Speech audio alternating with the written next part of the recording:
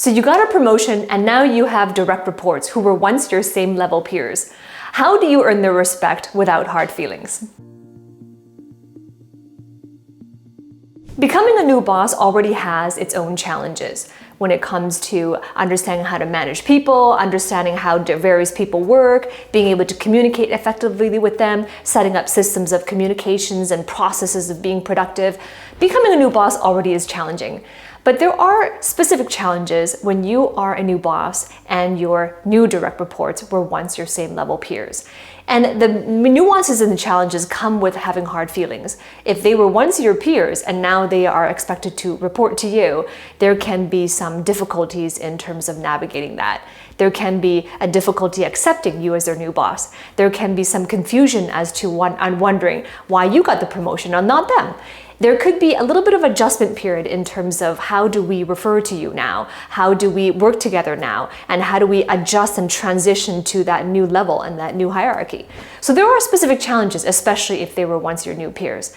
So what I want to share with you is how do you make that simple? How do you make it effective? And more importantly, how can you lead in a way where there isn't hard feelings? So I'm going to share with you the ABCs of moving from peer to director. Principle letter A.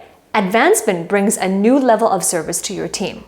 Once you become their supervisor, your area of service changes as a result of that promotion.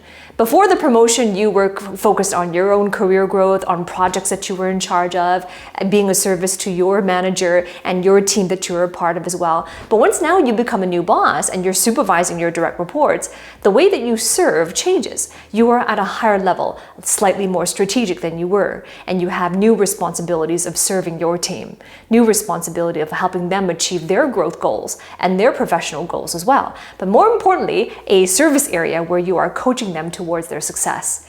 You may not be, depending on the growth of the company, you may not be at the position where you are delegating success to them, but you are in a position where you are coaching them to help them to be successful in the areas of their role and their responsibilities and their areas of accountability as well. So your service area changes as a result of your advancement. And when your service area changes, it would be wise for you to be able to establish fair exchange with each and every member of your team. How could we create fair exchange where your service to them and the expectations you have that they are meeting in their role is helping them to achieve the things that are important to them? It could be their professional development, it could be their growth, it could be their service and contribution to the company. But also in exchange for that, you have priorities as well. What's important to you, your contribution to the company, your own professional growth, what that looks like for you and the definition of success for you. So it would be important for you, once your service area changes, to be able to establish fair exchange with each and every member of your team. Principle letter B. Behaviors are a reflection of perceived trust and certainty. Your team members now understand that they are to report to you. And they also understand, hopefully, that you have expectations on the things that they're accountable for and the things that they are responsible for in their role. And as a result of that, they are assessing you as well, because as a leader, everything that you say will be heard through a megaphone and everything that you do will be seen through a microscope. So they are observing you and they are perceiving whether or not there is trust. They have to trust you as a leader. And then through their perception, they make decisions. Is this leader trustworthy? Do I trust this person? Is this person going to offer me a fair exchange of what I'm looking for as a leader? Am I still going to make the contribution I want to make in this company? Is there room for growth? Is there opportunities for me to contribute more and have bigger responsibilities?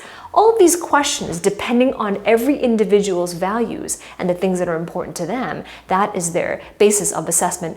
Can I trust this new leader? And so when it comes to building trust, very importantly, it goes back to the first principle that I shared, building fair exchange. And then from that, it would be important for you to understand, well, what is their behavior? Do they trust me as their leader? And building trust is as simple as incorporating in all of your communications a level of transparency and predictability. Transparency elevates accountability.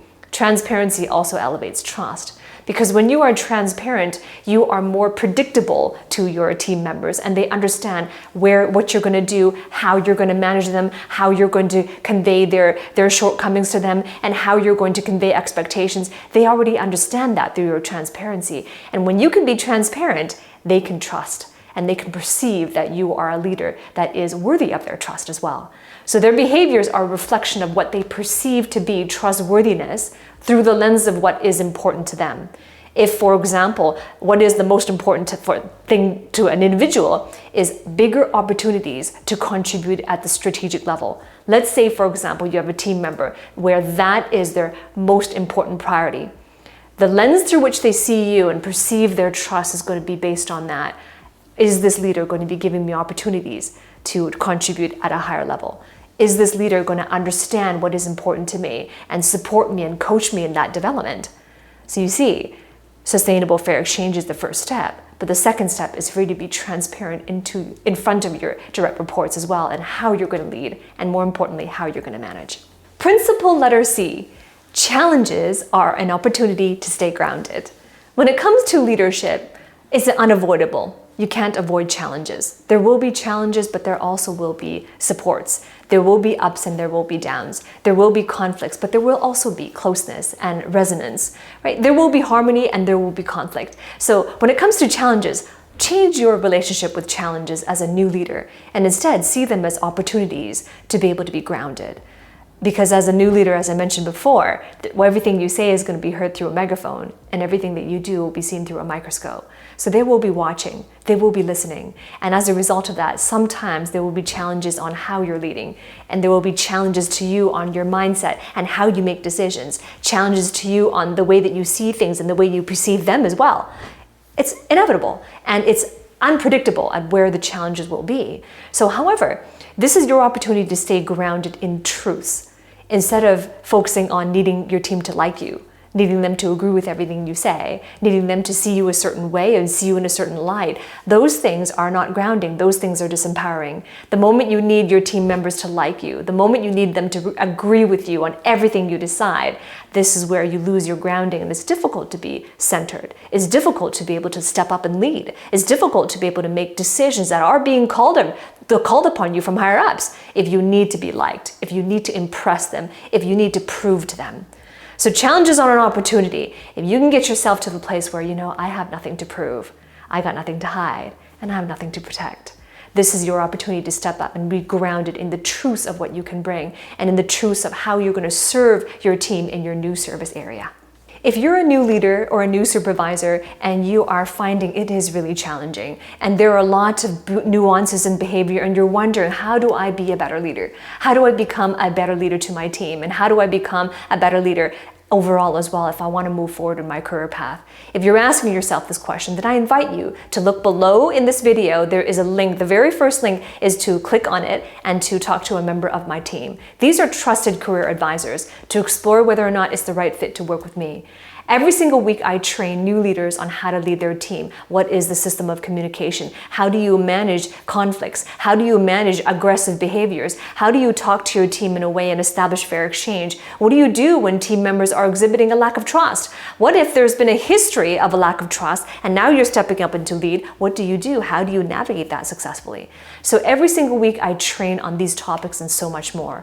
And if you desire that mentorship, if you want to be able to step up into your leadership and be the best leader you can be, then click on the link below and I look forward to working with you on the inside. Principle letter D, deception creates distrust and disempowerment. So when I talk about deception, I'm not just referring to deceiving your team members. Of course, you wouldn't do that. I'm not just referring to that. I'm referring to the deception that is created through our own perspectives. As new leaders, when you were promoted, you were once not a supervisor. Maybe you were an individual contributor. Maybe you were a manager of projects, but you didn't manage a team yet. And now all of a sudden you have a team of direct reports.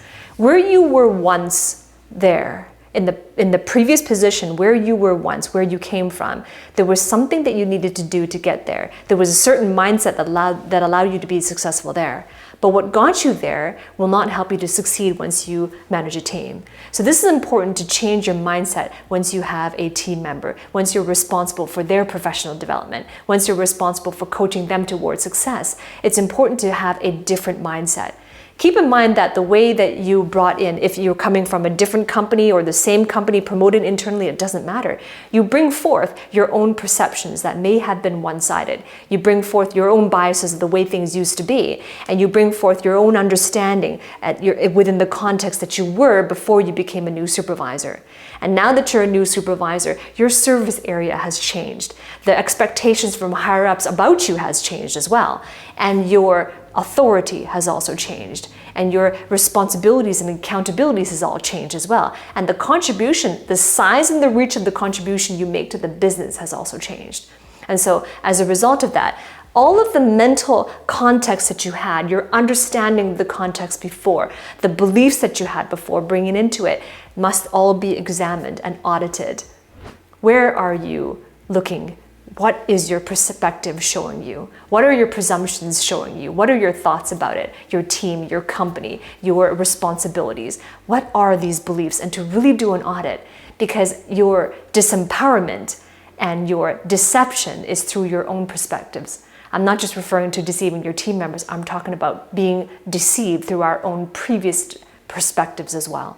So do an audit and understand, be grounded in the truths of what are some limiting beliefs and thoughts that I have about myself, my team, my role, my company, and individuals and behaviors as well that are exhibiting. What are some limiting beliefs that I have?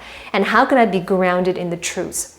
How can I be grounded so that I am empowered to lead my teams from my authentic self?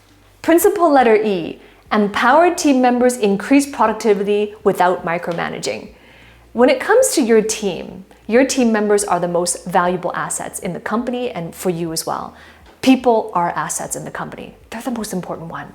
So as a result of that, wouldn't it stand to reason that it would be important to understand how do we empower our team members? When people are empowered, they are engaged. They are intrinsically motivated to carry out the responsibilities. If they are disempowered, the opposite occurs. They become disengaged and they require external motivation to get their role done. And what is external motivation? It looks and sounds a lot like micromanaging. Individuals who are disempowered, they need a lot of reminders, they need a lot of checking in, they need a lot of transactions to check in and to reward and punish their behaviors and make sure that they're doing what they say and that they're supposed to do. So it looks and sounds a lot like micromanaging. But if you can understand the fair exchange part that I shared in Principle A, if you can understand what motivates them, you can understand the values behind their behaviors, the values behind their perspectives as well, you can nurture team members who are engaged and who are intrinsically motivated. And they become very powerful advocates of your vision that you are communicating to them, and very powerful advocates of the teams and the projects that they're in charge of. So these are the 5 principles on moving from peer to supervisor. And on that final principle, engaging your team members, I have some content on how do you inspire your team members so that they become intrinsically motivated. And that video is coming right up next. I'll see you there.